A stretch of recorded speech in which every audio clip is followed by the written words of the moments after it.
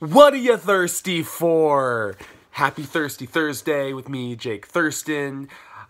I'm beginning to think a little bit more about New Year's resolutions and New Year's again. I know I kind of had already talked about something regarding New Year's resolutions last week, but I've been reading this book called The Power of the Other by Dr. Henry Cloud. It's a pretty good book so far. I'm only on page like 60. I'm on chapter 3 or 4. Just started it recently.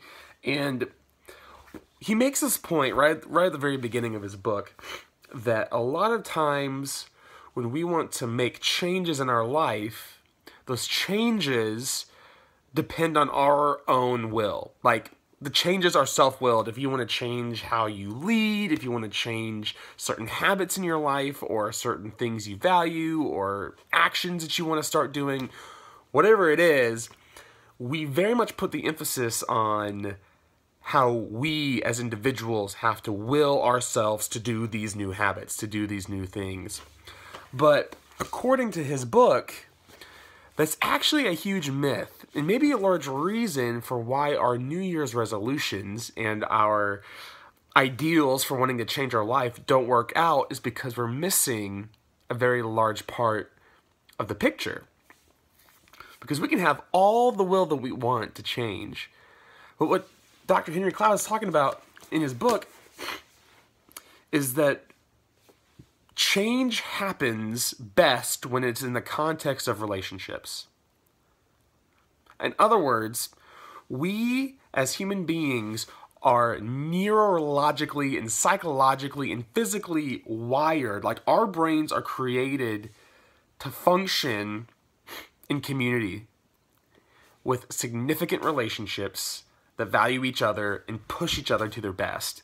Like, literally, the healthiest of people are the people who have significant relationships. And those friendships and those people who can push them forward. And so, if it's something that literally our brain needs, and if our brain adapts to new things and develops new habits and develops new hobbies and learns these things within the context of relationship, then maybe those New Year's resolutions, or maybe those things that we want to change about ourselves, need to be done in a way that brings someone else into our life change. Simply put,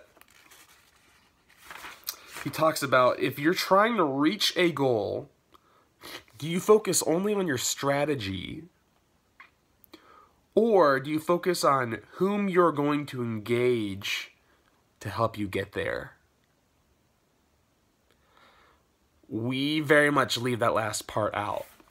And so maybe one of our New Year's resolutions for this year is to try not doing life alone, to stop self-willing our own life change, and to really begin to process who are those people in our lives that we can hold each other accountable.